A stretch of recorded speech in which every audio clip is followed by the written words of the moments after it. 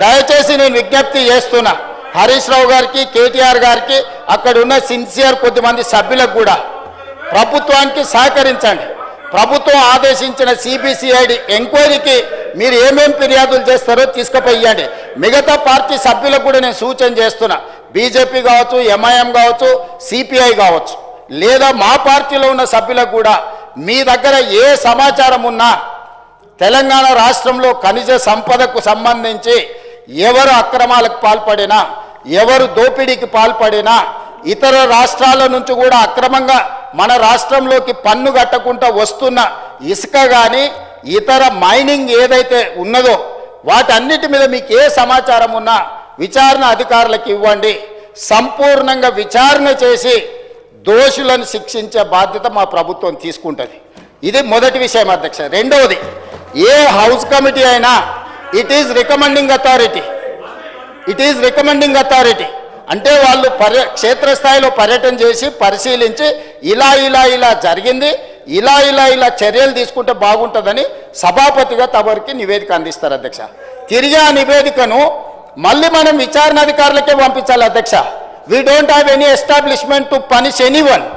We have our own establishment. Police act ప్రకారము, లేకపోతే CBCID కానీ ఇతర సంస్థలు ఏవైతే ఉన్నాయో ఏసీబీ కానీ నిర్దిష్టంగా చర్యలు తీసుకోవాల్సింది వాళ్ళే, కేసు కట్టాల్సింది వాళ్ళే, అరెస్టులు చేయాల్సింది వాళ్ళే, కోర్టు ముందు నిలబడి దోషులకు శిక్ష పడే విధంగా వాదించాల్సింది వాళ్ళే.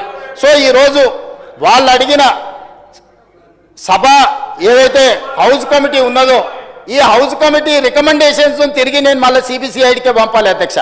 తమరు పంపాల్సింది ఎవరికి? సిబిసిఐడికో, ఏసీబీకో, ఏదో ఒక ప్రభుత్వ విచారణ సంస్థకే ఇవ్వాలి, లేదా కేంద్ర ప్రభుత్వానికి సిబిఐకి ఇవ్వాలి.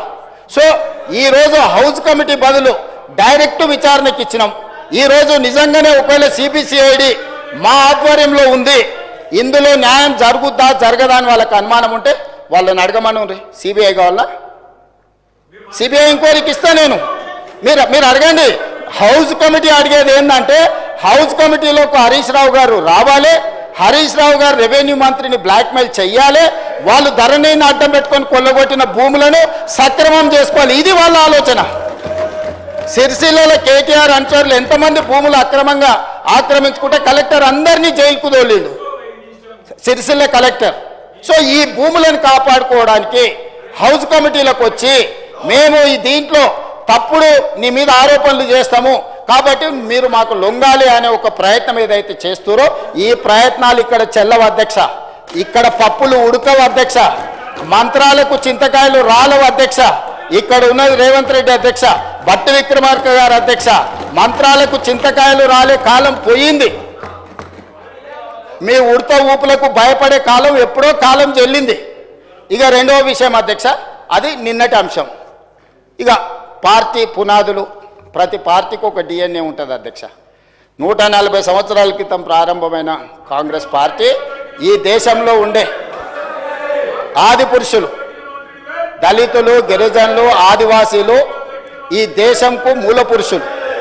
ఈ దేశానికి మూల పురుషులైన ఈ దళితులు, గిరిజనులు, ఆదివాసీలు, బలహీన వర్గాలకు న్యాయం చేయడానికి 140 సంవత్సరాల క్రితం ప్రారంభమైన కాంగ్రెస్ పార్టీ వీళ్ళకి స్వతంత్రం రావాలి, బ్రిటిషర్స్ ఆధిపత్యంలో బానిసలుగా బతకడానికి, వెట్టి చాకిరికి వ్యతిరేకంగా ఆనాడు కాంగ్రెస్ పార్టీని ప్రారంభించి దశాబ్దాలు బ్రిటిషర్స్కు వ్యతిరేకంగా కొట్లాడి ఈ దేశానికి స్వతంత్రం తీసుకొచ్చింది అధ్యక్ష కాంగ్రెస్ పార్టీ.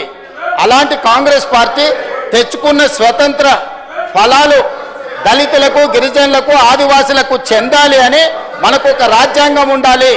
నచ్చితే నజరానా, నచ్చకపోతే జుర్మానా విధానం కాకుండా, రాచరిక పోకడలు కాకుండా, జమీందారు, జాగీర్దారు, దొరల విధానానికి వ్యతిరేకంగా ఆనాడు మొట్టమొదటి ప్రధానమంత్రి పండిత్ జవహర్లాల్ నెహ్రూ గారు ఒక రాజ్యాంగం ఉండాలి, రాజ్యాంగాన్ని రచించడానికి ఒక దళితుడే చైర్మన్గా ఉండాలని డాక్టర్ బాబాసాహెబ్ అంబేద్కర్ను ఆ రాజ్యాంగం రచనకు చైర్మన్గా పెట్టి ఒక అద్భుతమైన రాజ్యాంగాన్ని ప్రపంచ దేశాల ముందు తలెత్తుకొని నిలబడే విధంగా ఒక గొప్ప రాజ్యాంగాన్ని దళితుడు ఈ దేశంలో మనకిచ్చిండు. అందులో ఓటును ఆయుధంగా మార్చిండు. తన జాతి ఎక్కడైతే వివక్షకు లోనవుతుందో, ఎక్కడైతే వాళ్ళు నిరాశ్రయుల నిరాదరణకు గురవుతున్నారో వాళ్లకు ఓటు హక్కు కల్పించడం మొట్టమొదట వాళ్ళకి ఇచ్చిన ఆయుధం. అదేవిధంగా ఓటు హక్కు ఇవ్వడం ద్వారా దళితులు గిరిజనులు బాగుపడతారనే నమ్మకం లేకపోవడం వల్ల, లెవెల్ ప్లేయింగ్ ఫీల్డ్ ఈక్వల్గా లేకపోవడం వల్ల, ఒక దళితుడు ఒక దొర పెరిగిన వాతావరణం నివాస ప్రాంతం భిన్నంగా ఉండడం వల్ల దొరలకు అందుబాటులో ఉన్న విద్య కానీ ఆర్థిక పరిస్థితులు కానీ దళితులకు లేకపోవడం వల్ల తక్కువ మార్కులు వచ్చినా కానీ వాళ్ళకి విద్య ఉద్యోగ రాజకీయ అవకాశాలు, ఎందుకంటే చట్టసభలలో గెలవాలంటే ఆనాడే అంబేద్కర్ గారు గుర్తించిండ్రు, ధన ప్రభావం ఉంటుంది, దొరల ప్రభావం ఉంటుంది, ఆధిపత్యం ఉంటుంది అని చెప్పి ఆనాడు SC ST reservations in assembly, STS reservations in Lok Sabha, ఇట్లా రిజర్వేషన్లు ఇచ్చి ఆనాడు డాక్టర్ బాబాసాహెబ్ అంబేద్కర్ గారు మొట్టమొదట ఓటు హక్కు ఇచ్చిండు. వాళ్ళని పాలించే వాళ్ళను సేవకులుగా నియమించుకోవడానికి దళితులకు గిరిజనులకు ఓటు